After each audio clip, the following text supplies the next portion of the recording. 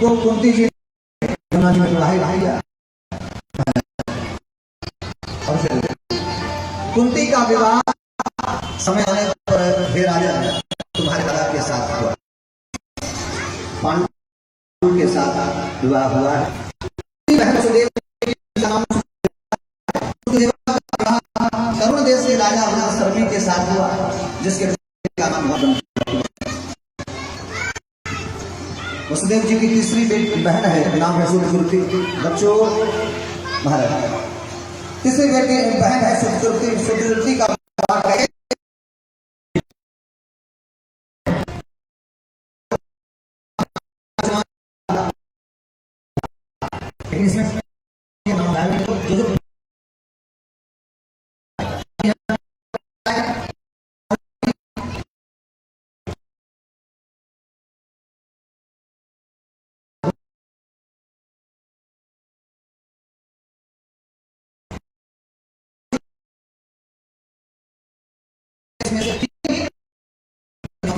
देव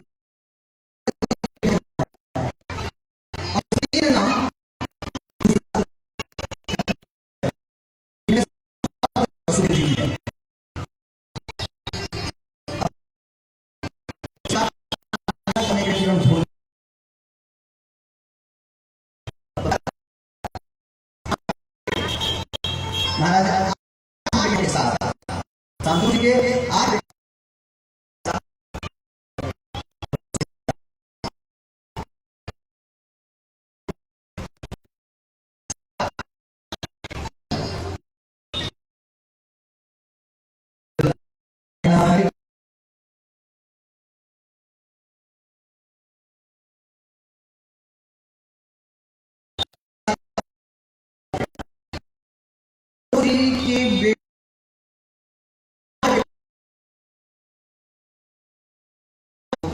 जी और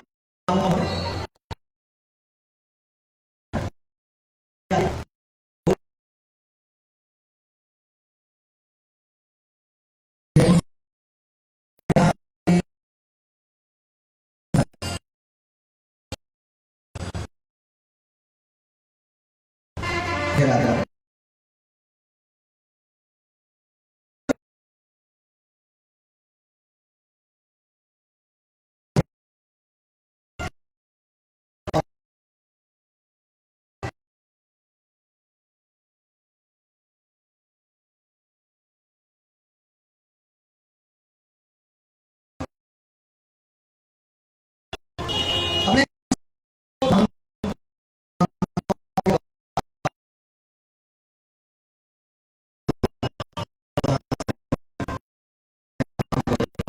ये आ गया आज अच्छा था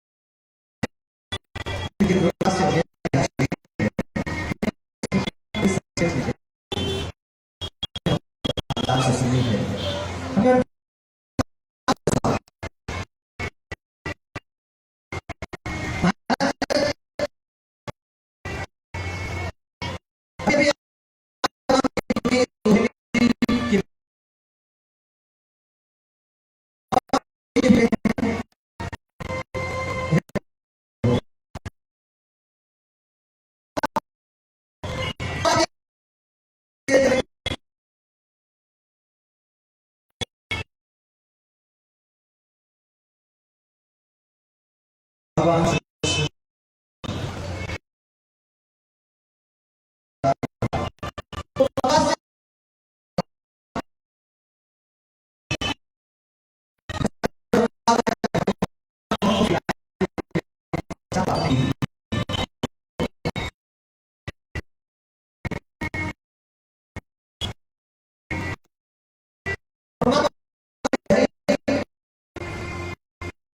लेकिन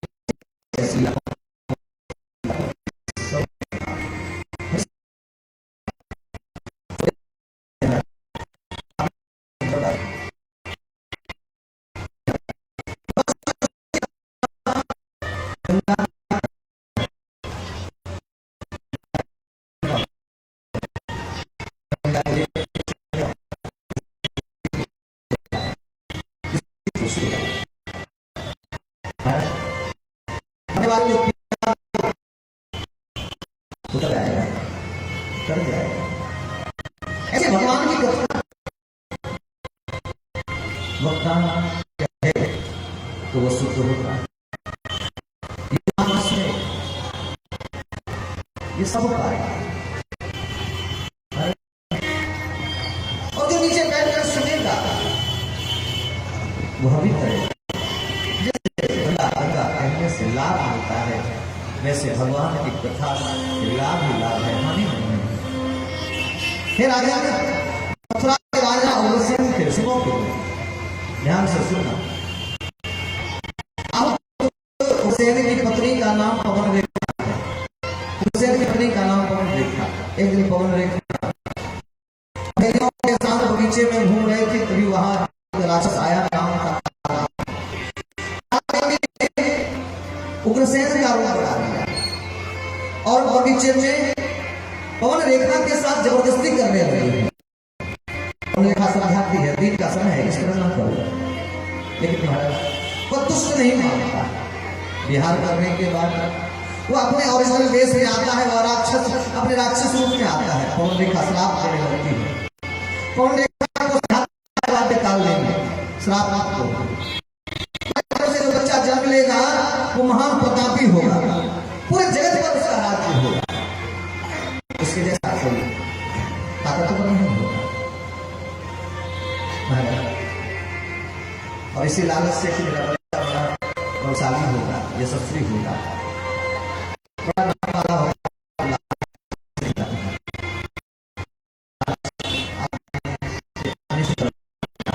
लालच आदमी को खराब कर देता है, लालच आदमी को बिगाड़ देता है। लालच भाई भाई को नहीं रहने देता, भाई भाई का नहीं रहने देता, अपने पति का नहीं रहने देता। लालच माँ का बाप का नहीं रहने देता। लालच मित्र का नहीं। सखियों के पास आई, कपड़े अस्त व्यस्त थे। सखियों ने पूछा क्यों रही ऐसा? पवन रेखा कहती है महाराज एक बंदर आ गया, प्रतिभागियों से कपड़े अस्त व्यस्त हो गए, इसलिए वस्त्र अस्त व्यस्त हो गए। देखो हम और आप अक्सर कभी किसी को कहते हैं ये खराब है। कभी कभी हम लोग सुनते हैं कि अरे फलाना का बेटा खराब है, फलाना की बेटी खराब है, फलाना आदमी खराब है। खराब कोई नहीं है, समय खराब है। महाराज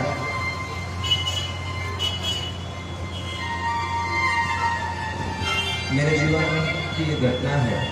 हम ब्लड डोनेट करके आए थे और ये 2000 की बात है लगभग। कभी ब्लड डोनेशन सिर्फ सेंट गोड्डा मिशन में होता था। मेरे एक मित्र के भाई को ब्लड कैंसर था, उसके साथ हम लोग 3-4 लोग थे। वो लोग कौन कौन? ये मोलस टेस्ट रोड में अनिल भैया, सेठ जी, अनिल परशुराम का अनिल भैया, पंपू भैया जिनकी माँ बोर्ड स्कूल में टीचर थे, पंपू भैया, मनोज हाजरा भैया, और सबसे उम्र में छोटे थे। उस दिन मेरा नंबर था ब्लड डोनेट करने का, ब्लड डोनेशन करने का। और हर 8 दिन पर 4 दिन पर उस लड़के को ब्लड डोनेट किया जाता। और हमारे मित्रों ने ये व्यवस्था की थी। तो कभी कोई नाम नहीं होता तो कभी कोई फोटो खिंचाई नहीं मिलती। महाराज ब्लड डोनेशन करके घर आ रहे थे तो रास्ते में भैया से भाइयों ने कहा कि चलो आज सिनेमा देखते हैं। बड़ा अजीब लगा महाराज, जब भाइयों ने कहा तो चलो सिनेमा देखने चलते हैं। मिशन से इधर आना था, किसी बहाने से बोले कि एक बार चलो माँ से परमिशन चाहिए, असल में पैसा हाथ में लिया।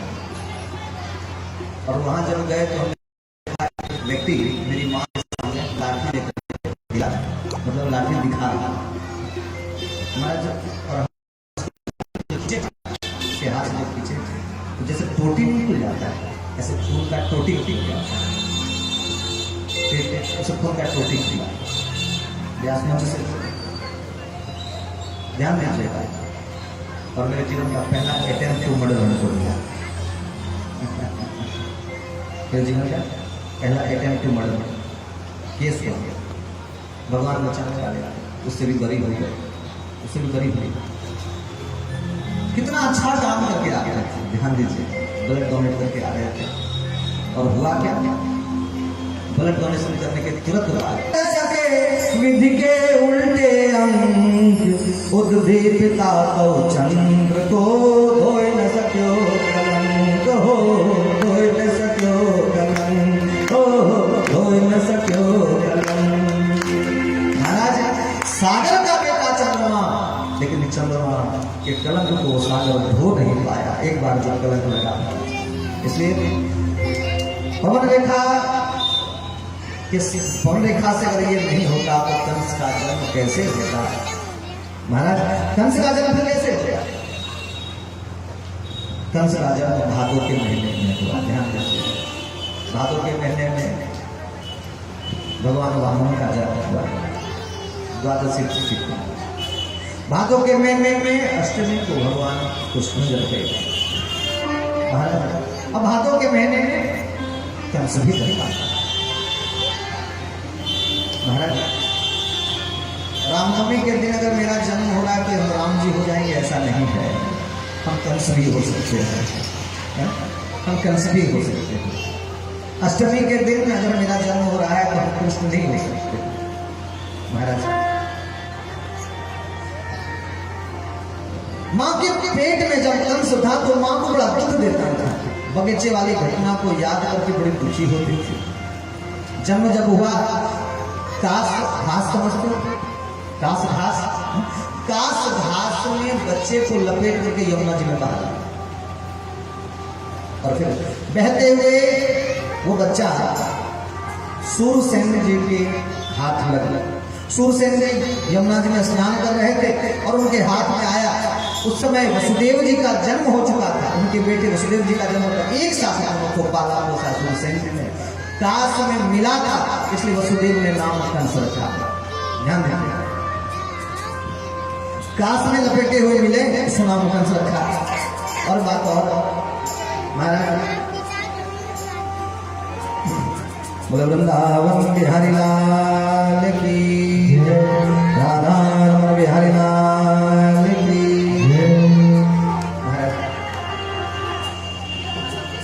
नाम कंस पड़ा। बैठने तो बेटा रे, तुम हट जाओ वहां से, बैठने।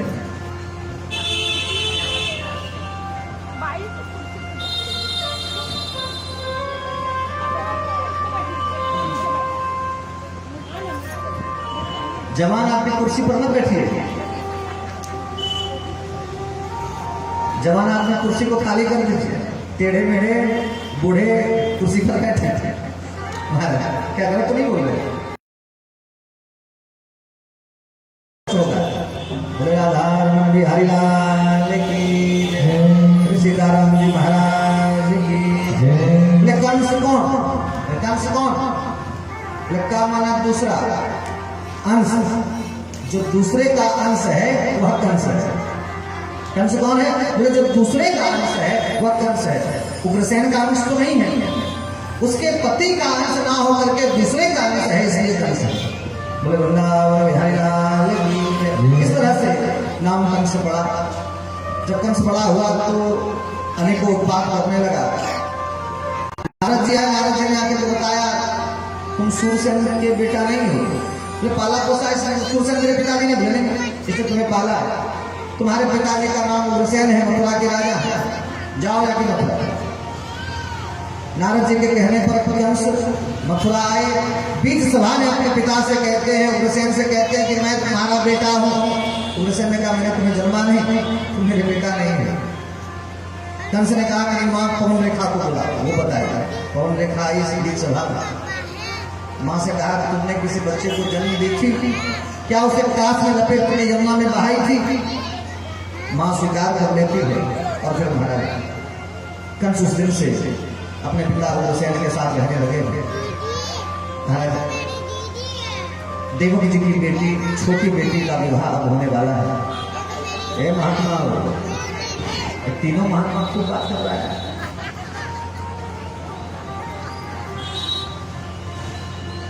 बात नहीं, जाओ वहां जाओ, जब दादी के पास जाओ।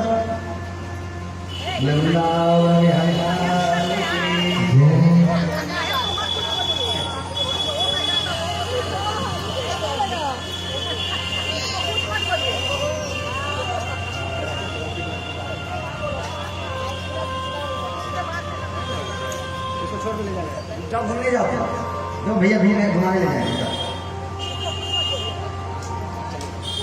जब घूमने जाओ।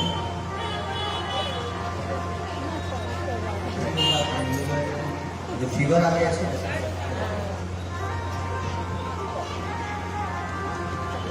बोले राधा रमन बिहारी लाल की जय, सीताराम जी महाराज की जय। महाराज कंस के चाचा देवकी सबसे छोटे बेटे का विवाह यानी देवकी का विवाह जिसने उन्हें पाला पोसा था, कंस को जिसने पाला पोसा था सूरसेन, उसके बेटे वसुदेव के साथ, जो उनका मित्र भी है, भाई जैसे रहे संग संग बचपन में, उसके साथ रहते हैं। विवाह संपन्न हुआ, विदा होने लगी बहन। कंस कहते हैं मैं तुम्हें स्वयं में तुम्हारे ससुराल पहुंचाता हूं। रथ पर स्वयं बैठे, अपनी बहन के जूती के नीचे कंस बैठा, उसके जूती के धूल माथे पर पड़ रही है। महाराज अभी कंस रथ लेकर कुछ दूर आगे निकला ही था, आगरे की तरफ, बटेश्वर की तरफ, कि महाराज आकाशवाणी हुई, असास्वाम अष्टमो गर्भो हंतायाम वैसे बुधा। अरे तुम जिस बहन की जूती के नीचे बैठा, उसी का 8वां गर्भ तेरा काल होगा, वही तेरा अंत करेगा। कंस बिगड़ जाता है, रथ रोककर अपनी बहन के केस पकड़कर खींचकर घसीट कर नीचे लाया है, तलवार लेकर हत्या करने लगा। वसुदेव ने समझाया तेरे जितने बहन से तेरे जितने बच्चे होंगे महाराज, जितने भांजे होंगे, सब में तुम्हें ला के देंगे, आप बचन चुका। कंस ने वसुदेव से प्रार्थना की कि हम एक शर्त पर छोड़ सकते हैं, तो मेरे साथ मथुरा चल। वसुदेव देवकी को साथ में कंस लेते हैं, मथुरा लेकर के आए, वहीं रहने लगे। देवकी जी से प्रथम संतान वसुदेव जी को हुआ। वसुदेव जी ने अपने बच्चे को गोदी में लिया, कंस के पास आए, कंस को दे दी, ये लोग तुम्हारा बड़ा राजा देवकी का बेटा। गोदी में लिया कंस को दया आ गई, कंस ने वो बच्चा वसुदेव जी को दे दिया, ले जाओ, इससे डर नहीं। देवकी के 8वें बच्चे से गए, देवकी के 8वें बच्चे से गए। नारद जी आए, नारद जी ने आकर के कंस को समझाया, अरे कहाँ पड़ गया तो? उस परमात्मा की नजर में ना कोई पहला, दूसरा, तीसरा, ना 8वां, न जाने कब क्या कर देगा, धीरे धीरे निकल के आ गया। महाराज वसुदेव जी वृंदावन बिहारी लाल की। सुखदेव जी कहते हैं हे राजा,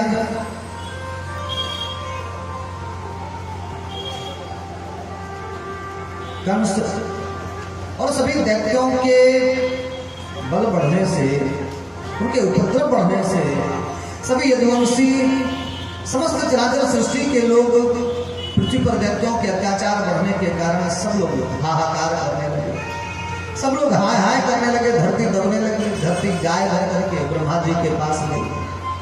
ब्रह्मा जी से प्रार्थना करती है कि हमें भगवान से प्रार्थना करो कि भगवान हमारे पास आवे, अवतरित होकर के आवे।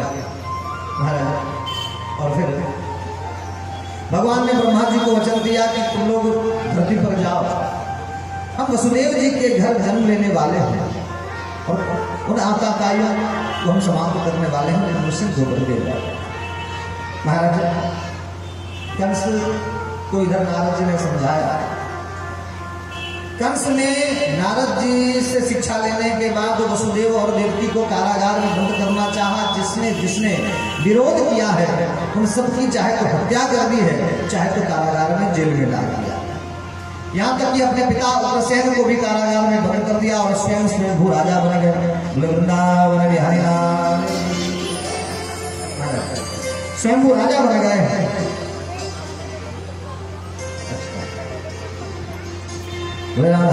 बिहारी लाल। और फिर इस तरह से दूसरा संतान देवकी जी से हुआ। कारागार में बंद थे वसुदेव जी, पता चला है कंस ने दूसरे बच्चे की हत्या कर दी। दूसरा, तीसरा, चौथा, पांचवा, छठा, सबकी हत्या इसने उसी के सामने, उसी माँ बाप के सामने कारागार के जेल के दीवार से फटक कर दी। जरा विचार करना, किसी माँ बाप के सामने उसके बच्चे को पटक कर मार दिया जाए, उन दोनों माँ बाप पर क्या गुजरती है। महाराज देवकी जी के गर्भ में सातवां गर्भ आया। देवकी वसुदेवं च गृहे जातम जातमः पुत्रं तयोर्जन शंकरः। और फिर जैसे ही सातवां गर्भ रुका, उसमें महाराज भगवान ने योग माया को पुकारा है। योग माया भगवान के पास पहुंची। हाँ प्रभु क्या कहते हैं? ये देवी मेरा ही स्वरूप अनंत देवकी जी के गर्भ में प्रवेश कर चुका है। तुम देवकी जी के गर्भ से मेरे अनंत रूप को वहां से निकाल कर रोहिणी के गर्भ में स्थापित कर देना, अगर तुम मेरा यह काम करते हो। ये देवी साथ ही साथ जब देवकी जी का गर्भ खाली हो जाएगा तो मैं उनके गर्भ में प्रवेश करूंगा और उस समय आप नंद जी की पत्नी यशोदा रानी के गर्भ से जन्म लेना। तुम अगर इस तरह से हमारी सहायता करोगे तो धरती पर लोग तुम्हारी पूजा करेंगे, तुम्हारे मंदिर बना करके तुम्हारी सेवा अर्चना करेंगे। नाम धेयानि कुर्वन्ति अस्थानानि च नरा भुवि दुर्गेति भद्रकालेति विजया वैष्णवीति च कुमुदा चंडिका कृष्णा माधवी कन्यकेति च माया नारायणी सानी शारदे अम्बकेति च। इस तरह से धरती पर लोग तुम्हारे मंदिर बनाकर अलग अलग नामों से पूजा करेंगे। इधर महाराज कंस के कारागार में देवकी जी के गर्भ में सातवां गर्भ तो आ चुका था। भगवती दुर्गा देवी ने महाराज देवकी जी के गर्भ को वहां से निकाला है, रोहिणी जी के गर्भ में स्थापित किया है। बोले वृंदावन बिहारी लाल की जय, राधा रमण बिहारी लाल की जय। वसुदेव जी कौन बने? वसुदेव जी कौन? अच्छा कोई बात नहीं। अच्छा ठीक है।